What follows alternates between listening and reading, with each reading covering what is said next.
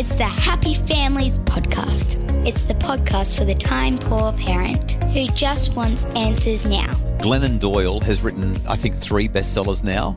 Oprah loves her, Brené Brown loves her, the whole world loves her. I'm the only one that doesn't. And now here's the stars of our show, my mum and dad. This is so exciting. We're going to do something brand new on the podcast that we've never done before. Look at you. You're looking so excited about this. I'm pumped. Well, we had a heavy start to the week, so I'm looking forward to lightening things up. You know what? It has been a pretty heavy start to the week. We've talked about smacking our kids. We've talked about school refusal or emotion avoidant school issues. We've talked about parental burnout. And today we're going to completely turn this on its head and go in a 100% different direction. I'm so excited. Let's do this. Oh, by the way, I'm Justin. You're Kylie. I am the parenting expert on Channel 9's Parental Guidance and the host of the #1 podcast in Australia for parenting and family, the Happy Families podcast. Thanks so much for listening. You're Kylie, my wife, mum to our 6 kids. Today, we're going to call this book club. It's not really book club as such, but you and I are both avid readers. I read on average something like 40 to 50 books a year, in addition to writing them and doing all the other stuff that I do. I just love reading books. I have joked a lot about the fact that I haven't had the privilege of reading as many books as you have. But it's about... I don't have a life of luxury. Oh, come on. But... I do wake up at 4:30 in the morning to get it all done. But whatever, that's fine. Living the life. But that's not true at all. So over the last couple of years, I have actually made a really conscious effort to make book reading a huge part of my life. There is so much joy to be found in books. And last year I set a goal to read 20 books. When? Last year? In the whole year. As in last year, not this year? Last year. Okay. And did you? I read 21. Wow. And what about this year? Well, I'm sitting on 17. Really? Yes. Get out of here. Yes. Guess how many I've read? Oh, 32. No, I'm only up to 20, but I have written a book so far this year as well. Oh, here we go. So anyway, what we're going to do here, let's stop bragging and boasting. Once a month, we're going to talk about the latest books that we've read. And these are going to be unfiltered reviews. Books that we've loved and hated. Like literally, I'm going to say what I really think, which is kind of rough, right? Because I'm an author and somebody might do the same thing to me one day. They probably have. But we're going to share with you the stuff that we're reading. How many do you want to do, Kylie? Given that you've read, how many did you say? 17 books this year. 17. I'm really impressed with myself. That's a huge feat for me. Yeah, it really is. Going to bed at night instead of putting Netflix on, I just pick up a book, read a couple of pages, and I'm now choosing to get up a little bit earlier than I would like. Yeah. Just so I can get some reading in because I'm really enjoying the things that I'm reading. Well, let's do 2. Okay, you do one. 2? Two. Let's just do 2. I've read 17. You only want me to do 2? Oh, gosh. Give me your top 5 and then just do 2.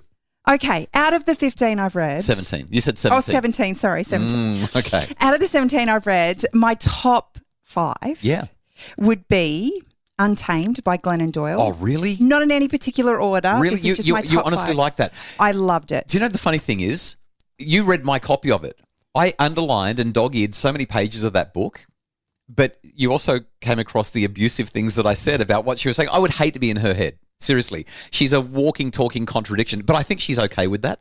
There's so much stuff. I was like, what are you even talking about? So you loved it. I hated it. Next. Come As You Are by Dr. Emily Nagasaki. What was so funny then? Was it the title of the book? No, it's because I get her name wrong every time I try to say it. Okay, all right. So it shouldn't be that hard. Okay, so we can talk about that. What was the third one that you wanted to say was one of the best you've read? Atomic Habits. Oh, James Clear. Brilliant stuff. Yeah, brilliant. I think it actually would be probably close to the top of the list when it comes to self-development. Okay. I have just loved that. And because you wanted to do your top 5 so far this year, what are you next to? The Anatomy of Peace by the Arbinger Institute. That's an old-time favourite of mine. Yeah, really, really loved that. And I'm going to stick a novel in there because I like to kind of give myself a break every now and again. The Book of Belongings by Sue Monk Kidd. Hands down, I think it's probably the best novel I've read this year. Wow. Okay. And you gave that to me and I enjoyed reading it as well. I wouldn't say it was that good, but I would say it was good. So now that you've done that, I feel inclined, I feel compelled to, do you know what? I'm not even going to share my top 5 from the year. I'm just going to share one book that I've loved this year so far. In fact, I'm going to share the books that I've literally just finished reading. The 2 books that I've just finished reading and tell you what I thought of them. And then you can share your 2. Okay? Okay. Yeah, okay. I'm going to start with, so for parents who are listening to this podcast with their children, the book that I'm about to recommend is not the kind of book that you want your children to hear about just yet. You probably want to be able to introduce them to this kind of topic at the appropriate age and in the appropriate time, and not on a podcast with me talking about it. So I'm just going to give you a second to press pause and find another podcast to listen to, or go over to Spotify and listen to a song or something like that. The book that I've just closed and just finished reading, that is definitely not for children, is called She Comes First, The Thinking Man's Guide to Pleasuring a Woman by Ian Kerner. Ian Kerner is a sex therapist, and he has given what would be called the indispensable guide to a particular act, a particular intimate act. I'm just going to say it because no kids are listening now, to the act of cunnilingus. And I thought as I picked up this book that I've got 6 kids. We've got a wonderful relationship in all forms, and I didn't really think I was going to learn a lot about it. I didn't also know that it was about that specific act. But it's a book that I think that any man should read. Every man should read if he cares about his wife's pleasure or his partner's pleasure. That's all I'm going to say, because I don't think it would be appropriate to talk any more about it. But let's just say I'm a little bit torn in what I should say here. I don't think that I was deficient in any way, shape or form, but wow, oh boy, I think this is a game changer. I really think that it's extraordinary. So the book is called it's called She Comes First by Ian Kerner, and it gets a 5-star review from me, but make sure that it's kept out of reach of the kids. So it's not one of my top 2. I'm not going to talk about it, but Come As You Are, I guess, is a wonderful female equivalent. That's by Emily Nagasaki. Now, that is, you read that and loved it, and that is on my shelf. I'm going to read it sometime in the next couple of months. So that's high on my priority list because you raved about it. All right, what's your number 2? My number 2 book is by Micheline Duclef. Micheline is not a name that I've ever heard before. It's like Michael with a double E-N on the end, Micheline Duclef. She is an NPR reporter in the United States, reports on science. And the book is called Hunt, Gather, Parent. Hunt, Gather, Parent. What ancient cultures can teach us about raising children. What I feel like I've read in this book is an ancient history of all of the stuff that I teach parents, but from the most practical, perfect perspective that I've ever come across. I loved this book. This may be one of the best parenting books that I've ever read in my life. I'm completely in love with it. Micheline is going to be joining us on the podcast in a couple of months. I've been able to line that up because it's so good, and I'm actually going to be bringing her into our next Happy Families Summit, because what she has to say in this book is extraordinary. It's exquisite. It's so well done. She's so gifted in the way that she's written it. I'm giving it 5 stars. Hunt, Gather, Parent by Micheline Duclef. I could talk about it all day long. I've dog-eared so many pages. I've coloured in almost every page somewhere. I can't wait for you to read it. I think you're going to love it. I'm forcing it into your pile on your bedside table. It's so darn good. So they're my 2 books for this month that I'm reviewing and giving 5 stars to both of them. She Comes First by Ian Kerner and Micheline Duclef. Hunt, Gather, Parent. I've got another handful of books that I have flicked through in the last month, but I put them away because they weren't that good. One of them was Noise by Daniel Kahneman. He is an absolute legend in the world of psychology, but this book didn't do it for me at all, and I won't go into the other ones. After the break, let's find out what you have selected as your best books of the last month.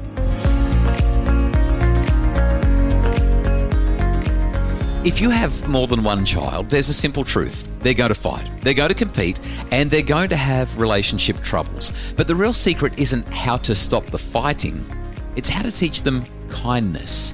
The Teaching Kids Kindness webinar will help you to do just that, but also help them build lifelong sibling bonds that lead to lifelong friendships. Check out Teaching Kids Kindness at happyfamilies.com.au. It's the Happy Families podcast, the podcast for the time-poor parent who just wants answers now. Look at the smile on your face. You're just going, oh, I'm in heaven. I'm talking about books. This is great. Well, I am in heaven, but I'm in pain because I don't know which 2 to pick. I'm going to start with Atomic Habits because this has actually been a book that you've asked me to read a number of times over the years, and I just haven't been in the right headspace to pick it up. I've got a highlight here. James Clear wrote this book about, I think it was 3 or 4 years ago now, It could have even been 5. He sold more than 5 million copies of the book. I mean, this book has just gone everywhere, and it is so well written. Anyone I've mentioned it to, while they may not have read it, they've heard of it. Yeah. It's just, honestly, it's been a game changer for me. It's one of those books that you can recommend to everyone and know that it's going to make a difference in their lives. Yeah. Like it really belongs in the top 5 book lists across, no matter what you look at. It's such a good book. So I'm probably going to butcher it a little bit, but he calls it Atomic Habits because just like atoms are these teeny tiny things, the incremental teeny tiny changes we make to our habits have long-lasting impact. That's great. And so he actually says, I've memorized this quote, habits are the compound interest of self-improvement. I love that quote. Yeah. So I'm going to quote him because he says, it's so easy to overestimate the importance of one defining moment and underestimate the value of making small improvements on a daily basis. He says, success is the product of daily habits, not once-in-a-lifetime transformations. Yeah. It's like that thing that I say in my workshops, dieting for a day won't change your life. Yeah. And I think, I look at the different times in my life where I've wanted to make change, and I've tried to make that change in a day. I want to run 5Ks. Yes. Going from couch to 5Ks doesn't take one day, but in my mind, it's like, well, I can do that. Yeah. And I try and I don't succeed and I lose motivation and give up. And so James Clear says, if you're having trouble changing your habits, the problem isn't you. The problem is your system. Bad habits repeat themselves again and again, not because you don't want to change, but because you have the wrong system for change. You do not rise to the level of your goals. You fall to the level of your systems. I remember that quote as well. Yeah. And so just one tiny thing that I changed. I don't drink water in winter. Like I literally stopped drinking. And I just thought, I really need to change this because I get to the end of the day, I've got a massive headache. I just thought, I'm going to put a drink bottle on the kitchen bench.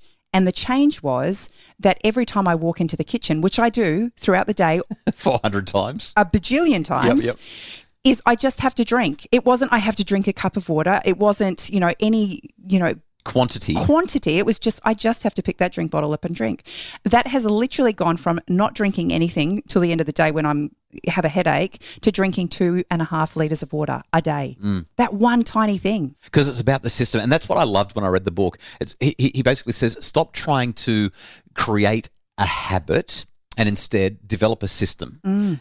Systems are really, really easy to develop. But once you get that system sorted, it just becomes part of who you are and what you do rather than relying on willpower. The people who rely on willpower are the ones who fail. The people who set up systems no longer have to rely on willpower because it's part of the system. Yeah, and this idea of stacking habits. If I'm already successful in something, like walking into the kitchen 20 times a day, then I'm going to stack another habit that I need to be better at with something I'm already doing. Okay. So that was huge. It's been a game changer. I feel like you're giving a really thorough review of your books. I sort of said, read this, it's about that, it's great. And you're quoting things. I need to do better with, I've got to improve my book review game, obviously. Well, you've given me 2. So that's James Clear. You only get to mention 2. James Clear, Atomic Habits, gets added to She Comes First by Ian Kerner and Hunt Gather Parent by Micheline Duclef. What's the second one? Well, only because you hated it so much, I'm going to do Untamed. I can't believe that you're going to... Oh, gosh. It was so good. I actually wrote a couple of the quotes in my journal and I pulled them out today and I was like, which one do I choose? Because I love them all. But I really feel like this has had a huge impact in my mindset and the way I see myself. Okay, so just to be clear, Glennon Doyle has written, I think, 3 bestsellers now. Oprah loves her, Brené Brown loves her, the whole world loves her. I'm the only one that doesn't. Just doesn't gel with me. But what's the quote? The quote is... If those who are not part of the building of reality only consult reality for possibilities, reality will never change. We will keep shuffling and competing for a seat at their table instead of building our own tables. We will keep banging our heads on their glass ceilings instead of pitching our own huge tents outside. We will remain caged by this world instead of taking our rightful place as co-creators of it. Each of us was born to bring forth something that has never existed. A way of being, a family, an idea, art, a community, something brand new. We are here to fully introduce ourselves, to impose ourselves and ideas and thoughts and dreams onto the world, leaving it changed forever by who we are and what we bring forth from our depths. Yeah. See, it doesn't do it for me. I just think she's selfish. I think that she's narcissistic. Didn't work for me. But I reckon somebody heard you read that and I thought, oh my goodness, that was so good. Well, I'm sure that they did because it was fantastic. And what I love about it is in an age of information where we just have so much at our fingertips, whether it be in the parenting sphere or nutrition or, medical or well-being, there is so much available to us, and it can be so hard at times to kind of navigate that space to find what's true for you. And when I think about the way I want to be, I don't want to be like somebody else. I want to be my own version of me. And the family that I raise, I want that to be the family that feels intuitive to me.